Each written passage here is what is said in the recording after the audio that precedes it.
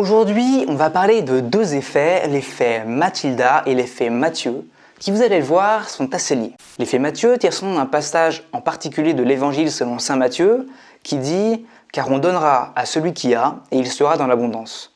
Mais à celui qui n'a pas, on ôtera même ce qu'il a. » L'effet Matthieu s'intéresse à un phénomène de sociologie des sciences par lesquels certains scientifiques, certaines entreprises et certains établissements de recherche ou d'enseignement se voient attribuer les mérites de découvertes faites par d'autres personnes, ce qui tend à entretenir leur domination dans le monde de la recherche et de l'innovation.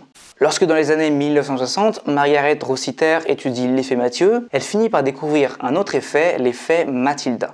L'effet Matthieu met en évidence que certaines personnes sont reconnues au détriment de leurs collaborateurs à l'origine de cette renommée. Mais Margaret Rossiter observe que ce phénomène est décuplé lorsque le collaborateur en question est une femme. Elle nomme cet effet l'effet Mathilda, en référence à la militante féministe du 19e siècle, Mathilda Joslyn Gage, qui avait remarqué que les hommes s'attribuaient les pensées intellectuelles des femmes.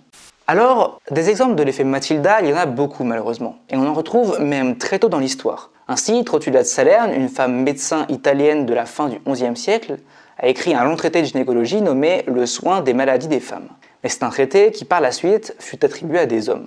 Et des exemples comme celui-ci, il y en existe de nombreux tout au long du XXe siècle. La page Wikipédia de l'effet Mathilda en recense environ une vingtaine, avec des exemples assez édifiants comme celui d'Alice Ball et de sa découverte du traitement contre la lèpre, qui fut plus tard publié par le président de l'université d'Hawaï, Arthur L. Dean, qui s'en est attribué tout le mérite. On pense même que Mileva Einstein, la femme du fameux physicien, aurait apporté une contribution non négligeable aux travaux de ce dernier, contribution qui aurait été complètement passée sous silence. Voilà, et je vous laisse avec une vidéo choisie juste pour vous qui s'affiche ici.